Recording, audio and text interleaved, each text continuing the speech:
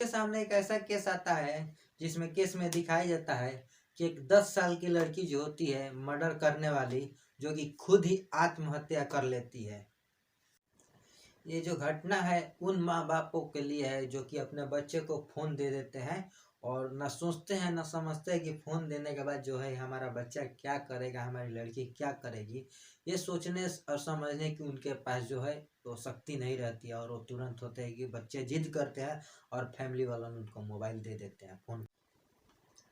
आज की घटना में एक 17 साल का लड़का होता है जो कि अपने माँ बाप के फ़ोन में कुछ ऐसी चीज़ें देखता है, कुछ ऐसी स्टोरी देखता है कि देखने के बाद वो भी दंग रह जाता है।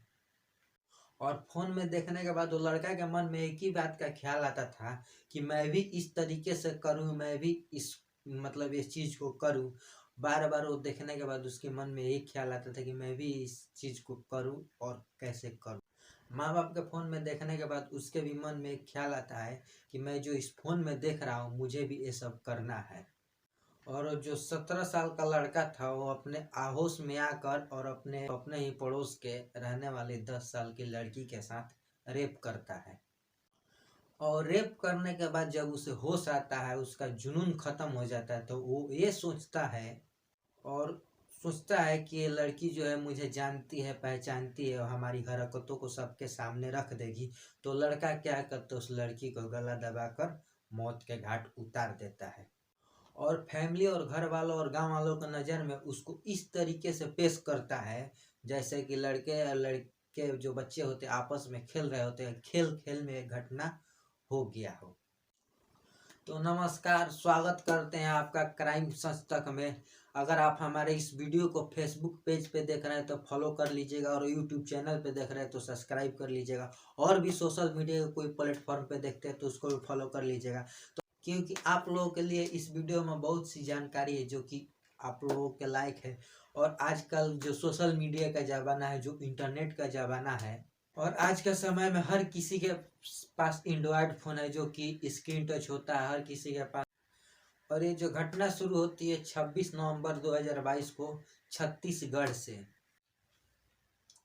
बेमेतरा जिले की गंगापुर गांव में एक लड़का होता है जिसकी उम्र 17 साल की होती है। और ये जो 17 साल का लड़का होता है अपने फैमिली में, अपने घर में काफ़ी मतलब अच्छे से रहता है, खेलता कूदता और मस्ती में रहता है। लेकिन कुछ समय के बाद ये लड़का जो होता है गांव में शोर मचाता है, मतलब अपने घर में शोर मचाता है और चिल्लाता है, क्योंकि इस घर में एक छोटी सी 1 साल की बच्ची होती है। और जो 1 साल की बच्ची है वो काफ़ी देर से रोती है और चिल्लाती है।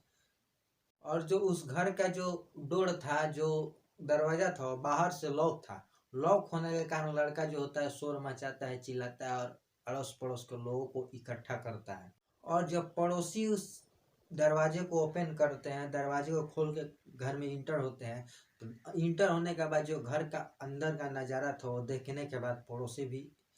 के जो दिमाग होती है और जो उनकी सोच होती है वो सोचने पे मजबूर हो जाता है। वो ये और देखने सोचने के बाद पड़ोसी का भी हालत ख़राब हो जाता है।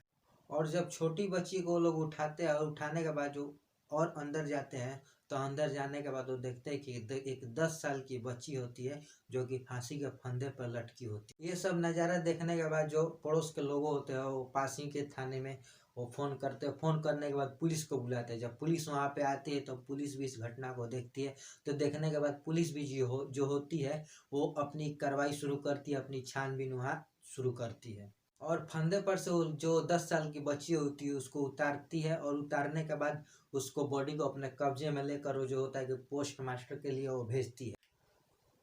और जो पुलिस होती है वो अपनी छानबीन शुरू करती है, अपनी इंक्वायरी शुरू करती है। एक 10 साल की बच्ची की मौत को एक ऐसी घटना दिया गया था जैसे कि देखने में और सुनने में लग रहा था कि बच्ची जो है वो खेल खेल में आत्महत्या कर ली हो।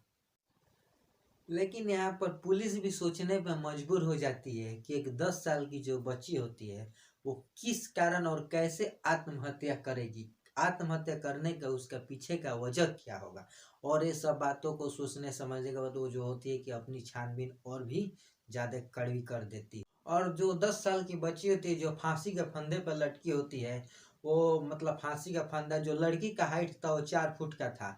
और जो फांसी का फंदा था वो जो काफी 6 या 7 फुट हाइट था, क्योंकि उस फंदे तक पहुंच पहुंच मतलब पहुंचने का लड़की का कोई चांस ही नहीं था। और दूसरी बात ये था कि जब भी कोई फांसी या आत्महत्या करता है उसकी तो जो मुट्ठी होती है बंद होती है, लेकिन जो 10 साल की बच्ची की जो मुट्ठी थी वो बंद नहीं, खुला हुआ था। ये सब चीज़ों को देखते हुए पुलिस को साफ साफ नज़र आ जाता है कि आत्महत्या नहीं, यहाँ पे कुछ और ही हुआ है। और जब पोस्टमार्टम की रिपोर्टें आती है तो उसमें का जो रिपोर्ट होता है उस रिपोर्ट के मुताबिक पुलिस ये बताती है कि इस लड़की ने आत्महत्या नहीं की है, इसके साथ पहले रेप किया गया है और रेप करने के बाद इसको जो है इस मारकर इस फंदे पे लटका दिया गया है। और जो पुलिस होती है वो आसपास के पड़ोस के लोगों से पूछताछ चालू करती है, और पूछताछ करने के बाद किसी को इसके बारे में कोई जानकारी नहीं था, फिर पुलिस होती है लड़की के माता पिता से पूछताछ करती है। और जब लड़की के घर वाले से पूछताछ करती है पुलिस, तो लड़की के घर वाले बोलते हैं सर जो 1 साल की छोटी बच्ची है, मैंने इस 10 साल के बच्ची के साथ इसको छोड़ के गया था कि इसको देख रेख करे और इसको खिलाए और इसको अपने साथ रखे। साहब हम लोग गरीब आदमी हैं और हम लोग का खेती बाड़ी है, जो कि मैंने इस छोटी बच्ची को 1 साल की बच्ची को 10 साल के बच्ची के पास छोड़ के हम लोग अपने खेतों में काम काज के लिए गए हुए थे, और हम लोग ये सोच के इसके पास छोड़ के गए थे कि हम लोग जाते हैं और कुछ ही देर में फिर वापस चले आएंगे। लेकिन आने से पहले इस बच्ची का जो 10 साल की बच्ची इसकी मौत की खबर हम लोग के पास पहुंचती है, तो हम लोग फौरन अपने काम काज को छोड़कर और दौड़े भागे यहाँ आते हैं। घर वालों से पूछने के बाद कोई चीज़ का पता नहीं लगता है, तो जो पुलिस होती है वो घर के बाजू में अगल बगल में पड़ोसियों से पूछताछ करती है, तो उन सब के बयान जो थे पड़ोसी के वो सब के ठीक ठाक थे, लेकिन जो 17 साल का बच्चा था उसका जो बयान था उसका कुछ कंफ्यूज करने वाली बयान थी। और गांव के लोग बोलते थे कि जब इसके घर में हल्ला हो रहा था, बच्ची रो रही थी, तो ये जो 17 साल का बच्चा है वो आकर हम ही लोग को बताता है कि उसके घर में बच्ची रो रही है, और वो 17 साल के लड़कों के पास जाती है और उससे अपने पूरी टोचन और शक्ति के साथ पूछती है, क्योंकि उस 17 साल का बच्चे को कैसे पता था कि इसके घर के अंदर कुछ बुरा हुआ है। और पुलिस को डाउट होता है, शक होता है, तो वो लड़के से पूछताछ करने करने मतलब पूछताछ चालू कर देती है। जैसे कि हर मुजरिम होते हैं, जैसे पुलिस को गुमराह करते अपनी बातों में फंसाते हैं और घुमाते हैं, उस तरह भी वो जो 17 साल का बच्चा था पुलिस को गुमराह कर रहा था। लेकिन पुलिस को टॉर्चर करने के बाद जो बच्चा होता है वो कुछ ऐसी कहानियां बताता है, कुछ ऐसी अपनी जुबानी वो जो मतलब उस लड़की के साथ जो किया था वो बताता है कि आप सुनिएगा। और बच्चा बताता है कि सर मैं अपने माता पिता का फ़ोन जब भी देखा करता था तो उसमें पॉर्न वीडियो और गंदी मूवीज़ें जो होती है, सेक्सी फिल्में होती है, वो मैं देखा करता था। और ये सब देखने के बाद जो हमारा मन होता है, हमारी दिमागें जो होती है वो सब करने के लिए उतावली होती है, और वो सब करने की मतलब इच्छा हमारे अंदर जगती है। हमारे घर के लोग काम काज को खेतों में जाते हैं, और हमारे गांव के जो लोग हैं अड़ोस पड़ोस के वो लोग भी अपने खेतों में काम काज के लिए जाते हैं, सिर्फ ये 2 लड़कियों को छोड़ के। तो मैंने ध्यान दिया कि घर में सिर्फ 2 ही बच्ची है, और जो 1 साल की और एक जो 10 साल की है, क्योंकि इसके घर के